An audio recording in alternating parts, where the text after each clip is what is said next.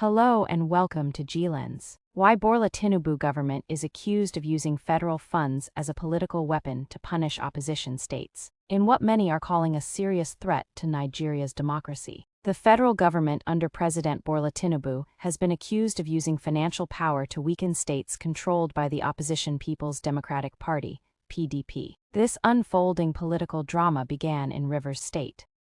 On Tuesday, 18th of March 2025, Bola Tinubu declared a state of emergency. Tinubu removed the elected PDP governor, Fubara, from office. In his place, he appointed an administrator, a move many legal experts and opposition leaders describe as unconstitutional and illegal. Let's listen to him. The provision of the Section 305 of the Constitution of the Federal Republic of Nigeria, 1999, as amended, to declare a state of emergency in Rivers State with effect from today, 18th March, year 2025, and I so do. By this declaration, the governor of Rivers State, Mr. Similaye Fubara, his deputy, Mrs. Ngozi Odu, and all elected members of the House of Assembly State are hereby suspended for an initial period of 6 months. In the meantime, I hereby nominate Vice Admiral Adeleke retired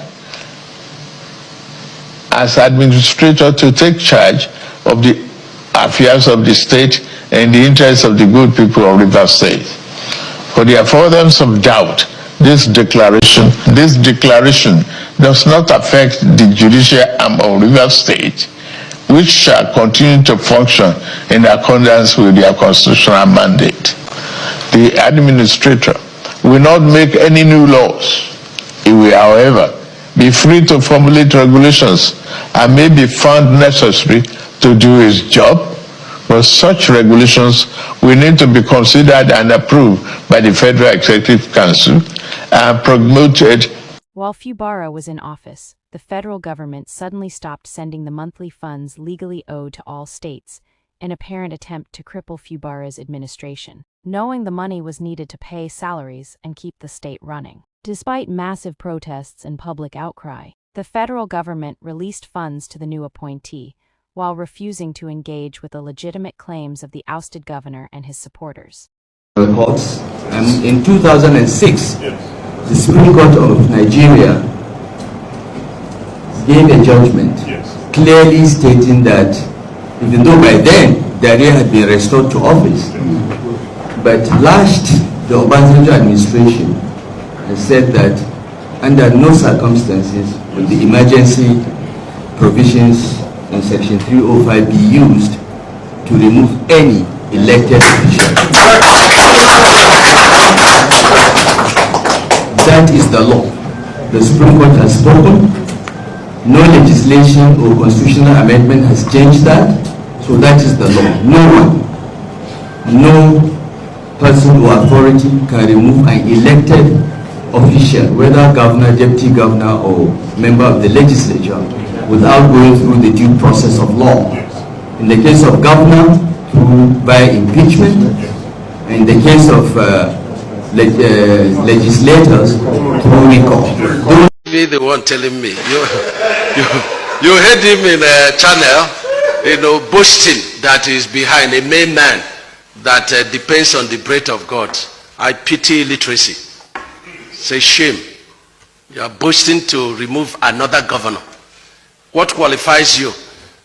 Just because you are packing money that is public fund, not intellectual material, but just packing money from public funds, and you are boasting about it. Otherwise, whom were you? I became a billionaire at the age of 25.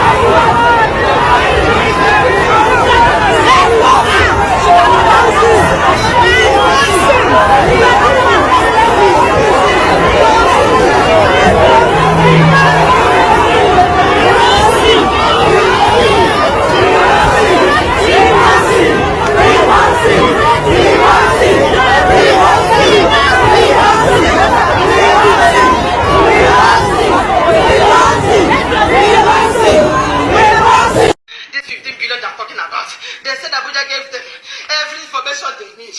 That my husband is trying to cover Sim Fubara. He said that to cover the governor. That they have heard that it's his friend. They heard that it's his friend though.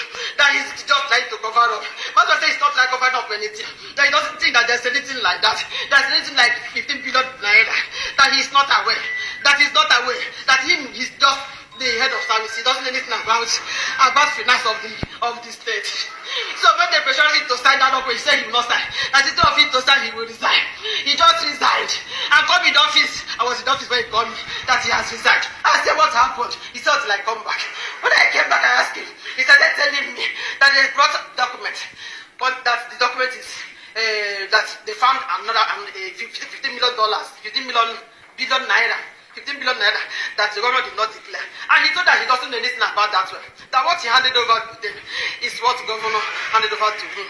And when they pressurized him, he said no, instead of all this wahala, let him leave them. He now wrote his resignation that he's not working again. He cannot come and sign what he does not know. He cannot come and sign what is not true. Where is the 15 billion naira coming from that he would not sign? Instead of signing, let him go. That was how he resigned. So this morning, he told me that his friend, one of his friends from Abua, I think he said his name is Ogiri. He said it's Ogiri from Abua. That he has sent him ticket to court and let them discuss. I said, okay, but I have more this Sunday. And today is our dinner. Today being Friday. This is our dinner party. I told him to stay at night Monday, let us finish this program. He said he should just go and come, but let him just go and know where he's calling him. That was how he did. When he got to airport, when he got to Abuja, he got that they have landed. I said, thank God, he said he would keep me posted. That was all. The next thing I saw this morning, I had this night, people were calling me. I said they got an interview. I said, what interview? Interview for what? What was it I saw? Things flying on the internet. That he got an interview.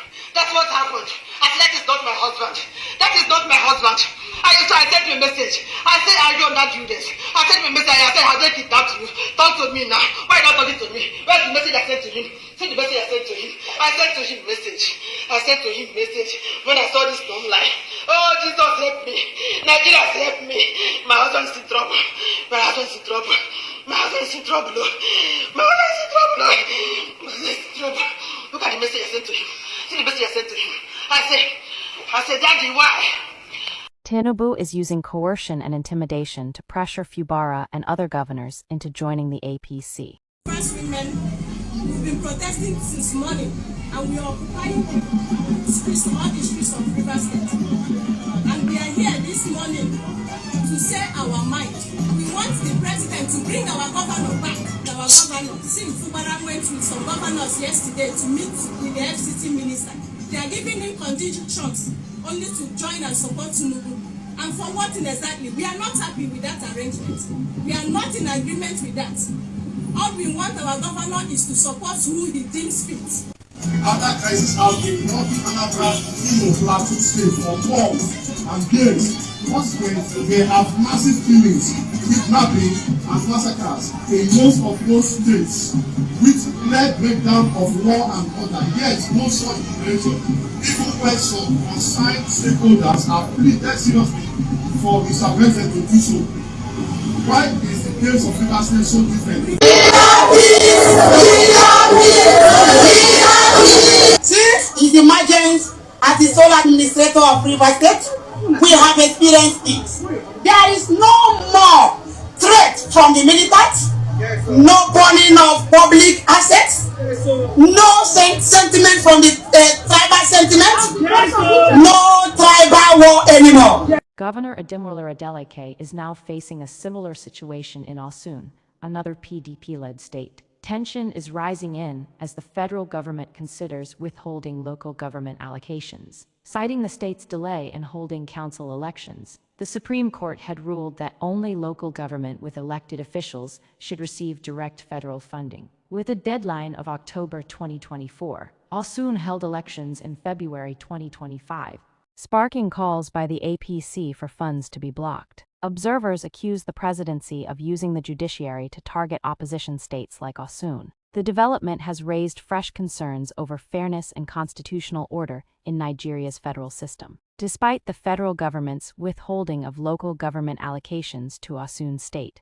Governor Adeleke continues to pay workers' salaries, reinforcing his commitment to workers' welfare. Several PDP governors across the country have faced intense pressure to defect to the ruling All Progressives Congress, APC. Some have switched parties in what many believe is a desperate attempt to keep their states financially afloat.